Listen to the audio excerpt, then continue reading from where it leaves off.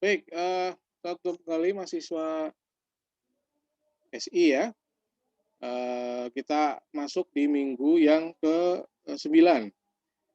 2 minggu yang lalu di pertemuan yang ke-8 saya sudah memberikan, tugas untuk, projek, tahap 1 yaitu tahapan, tahapan visioning ya.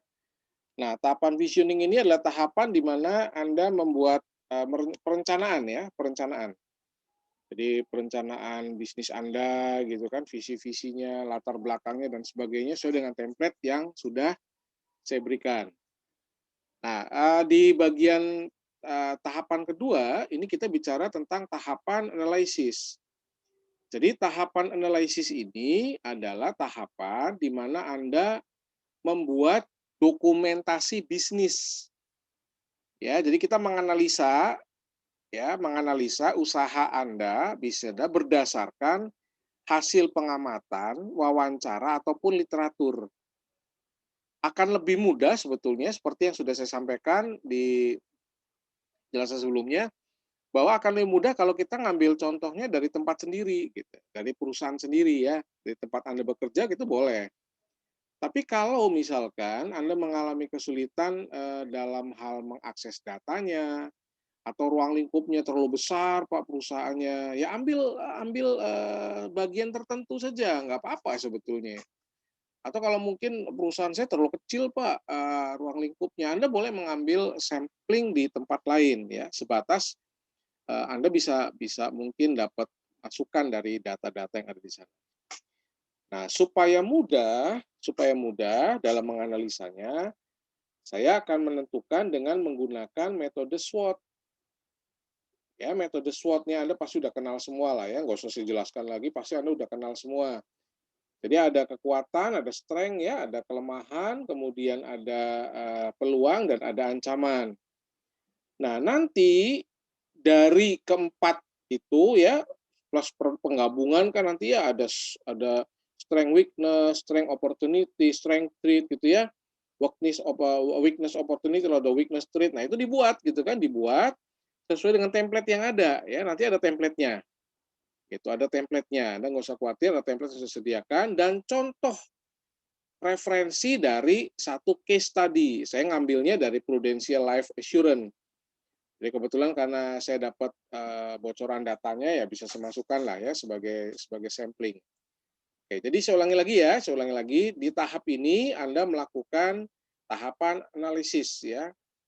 Nggak usah terlalu bingung ya, tulis aja lah apa yang Anda lihat, apa yang Anda tahu di situ tuliskan saja dengan menggunakan SWOT biar gampang gitu ya. Jadi kan kita punya 4 kuadran minimal ya.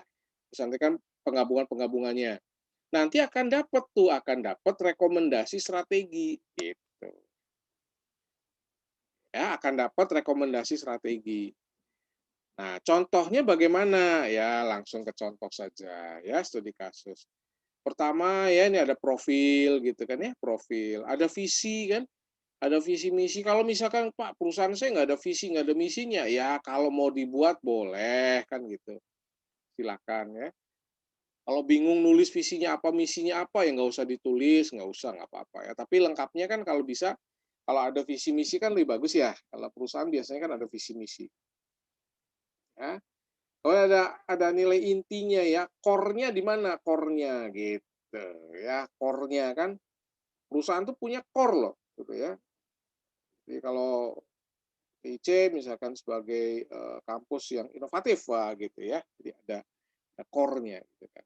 Lalu credonya, ya jadi contoh di sini hanya dengan mendengarkan kami dapat memahami apa yang dibutuhkan masyarakat dan hanya dengan memahami gitu ya jargonnya apa gitu kan credonya.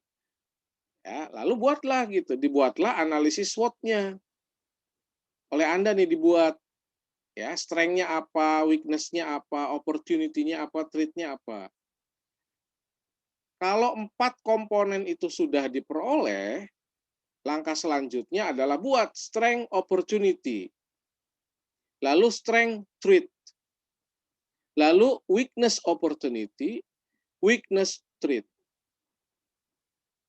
Ya, ya silakan ya ini contoh asuransi nih, contoh asuransi jasa ya, jasa. Silakan. Nanti sesuaikan. Oh iya, strength ini contohnya asuransi. Kalau saya apa gitu ya strength-nya kan? Nah, minimal kalau Anda bekerja di tempat Anda sendiri kan minimal strength-nya tahu harusnya ya, kekuatannya. Kemudian kan otomatis harusnya weakness lebih sedikit daripada strength gitu kan. Nah, kalau weakness-nya lebih banyak daripada strength, perusahaannya goncang gitu kan. Terus perusahaannya udah bergoncang, udah collapse gitu kan. Itu ya. Oke, jadi silakan dibuat gitu kan sesuai dengan contoh yang ada. Nah, ini adalah template-nya nih. Tuh ya mirip kayak yang kemarin ya, analisis kekuatan, kelemahan, analisis tinggal pindah-pindahin kan, plak plak plak plak pindahin ya. Kemudian apa? Rekomendasi solusinya terkait dengan SITI yang akan dilakukan untuk mencapai tujuan bisnis usaha Anda. Itu gampang sebetulnya sih ya. Jadi analisis dulu dengan SWOT. Kalau sudah dapat analisisnya, silakan diisi di sini. Kemudian rekomendasi. Namanya rekomendasi kan bebas rekomendasi.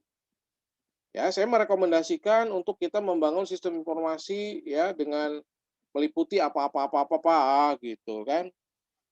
Nah, seperti itu ya, sesuai dengan dana yang ada maka kita melakukan pengembangan sistem informasi secara bertahap. Berapa tahap? Gitu. Itu rekomendasi kan? Boleh dibuat seperti itu. Ya, jadi silakan mulai Anda belajar menganalisa ya, menganalisa. Nah, nanti hasil analisa ini silakan dituangkan ke dalam template ya, ke dalam template. Nah, nanti setelah dua ini nanti saya akan lihat dari pengumpulan, kemudian saya akan coba ambil sampling untuk kita bahas bersama gitu. Ya, untuk kita bahas bersama. Jadi biar nyambung. Kalau baru visioning-nya aja kan nggak kelihatan ya. Kalau vision kan perencanaan. Nah, kalau udah dianalisis tuh kelihatan tuh ya. Proposisi Anda ada di mana nih? Dengan Anda melihat posisinya ada di mana berkaitan dengan SWOT tadi, maka kita bisa merekomendasikan SITI-nya. Gitu. Kalau kita nggak bisa melihat posisi perusahaan kita, bisnis kita nggak bisa dong merekomendasikan SITI kan. Nah, tujuannya nggak tercapai pada akhirnya. Ya, cukup jelas ya, mudah-mudahan cukup jelas. Silakan nanti dibuat. Saya akan tunggu. Ini saya buat buat ada penugasan juga, isinya sama ya. Lihat mode ada penugasan buat ngumpulin ya, supaya gampang. Plus nanti ini videonya seperti biasa, saya akan upload. Ya. Baik, cukup jelas mudah-mudahan ya. Pertanyaan silakan ya. Pertanyaan Anda bisa menggunakan WA grup kita, silakan tulis pertanyaannya. Nah, next week mungkin pertemuan terakhir minggu depan. Saya belum tahu liburnya di tanggal berapa, tapi yang jelas minggu depan, minggu terakhir, kemudian kita libur akhir tahun sampai tahun baru untuk apa namanya mata kuliah ini memasuki minggu-minggu berikutnya. Oke, demikian saya sampaikan. Selamat mengerjakan tugasnya. Kalau ada sesuatu yang ingin ditanyakan, silakan share melalui grup WA yang sudah kita siapkan ya untuk berkomunikasi. Demikian ya, selamat mengerjakan. Saya ucapkan terima kasih.